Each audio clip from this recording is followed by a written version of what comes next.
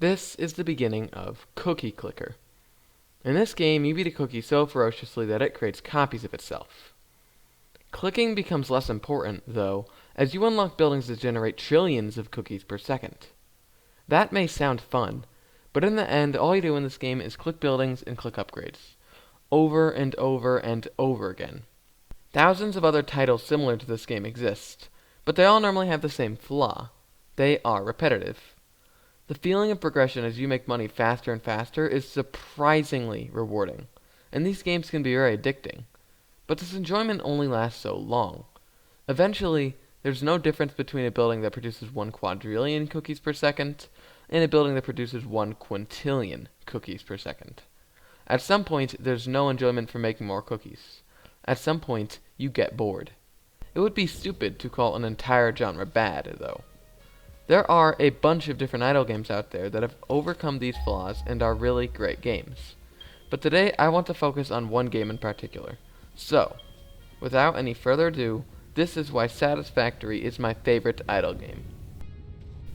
First, I want to quickly define what an idle game is. The way I see it, idle games are games in which your goal is growth by automation. So, while Satisfactory isn't exactly your classic clicker game, I think it classifies as an idle game. Or at the very least, it's fair to connect Satisfactory to the idle game genre. One of the problems with Cookie Clicker or Adventure Capitalist is the fact that these games lack difficulty. There is nothing that challenges your mind or requires difficult input. This doesn't really matter with free browser games that you leave idle while you do something else, but it's not something you want to be said about an actual paid game.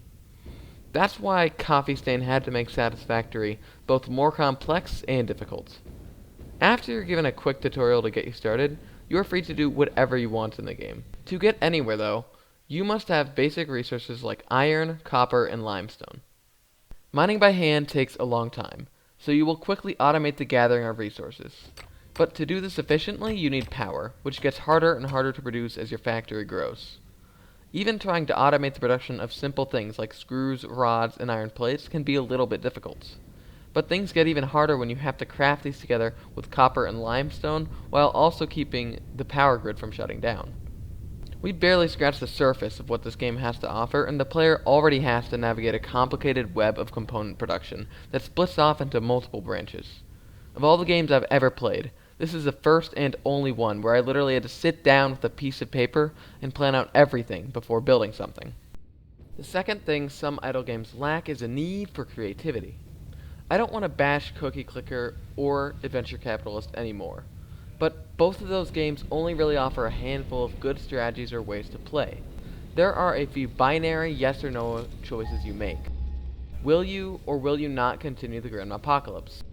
Will you get on every day, or will you mostly stay idle? These questions are relatively limiting, though, and the games will, as I said earlier, probably get boring. In Satisfactory, however, potential for creativity is everywhere. There is no one way to make a factory in Satisfactory. In general, the goal of the game is to unlock all items in tiers. You do this by building the space elevator and sending materials to space. This isn't linear, though, and choices on what to unlock range from faster conveyor belts to super fast conveyor belts to mega fast conveyor belts. Somewhat regularly, you will unlock something game-changing enough to warrant a factory redesign.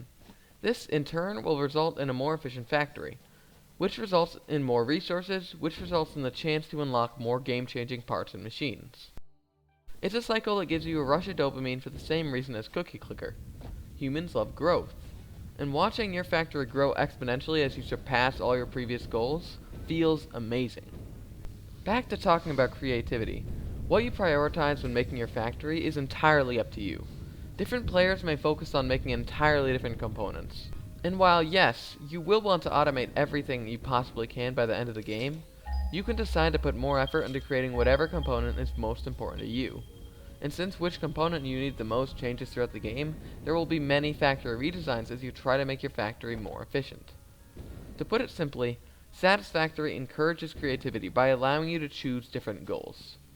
The third and final factor in why Satisfactory is my favorite idle game doesn't lie in the game's present features, but its future ones. Look, despite all my praises of this game, I have fewer hours in it than you might think. Why then do I still praise this game so heavily, you ask? Well, because Satisfactory has so much potential. The game is still in early access, and the creators still say they have much to add. Coffee Stain has been listening to the community complaints and feedback, and is still trying to improve the game. So even if you aren't sure about the game right now, you can wait for more content in the full release. Or you could buy it now and become a part of the community, so you can give feedback and maybe even get Coffee Stain to improve the game. All in all, Satisfactory is a good game, and with a fun multiplayer system that Coffee Stain is still improving, and the promise of more content, I think it's well worth the $30 price tag. Anyway, that's about all I have to say. Thank you for waiting this long for me to upload again, and for watching this video. Until next time, this was Stop Motion, and I'll see you again soon. Hello everyone, this is me, Stop Motion here. I just wanted to tell you all that I'm sorry for how long it's been since I uploaded the video. Things just got sort of crazy at the end of 2021. I don't think I'm alone in experiencing that. And also, I was sort of confused as to where to take the channel for a while after my BTD video sort of blew up. I don't know, so I take the blame for it. But if you want any news on future plans for this channel, or on where I've been, then check out my Discord server and ask me about it. I'm on Discord a lot. But I'll see you guys all later.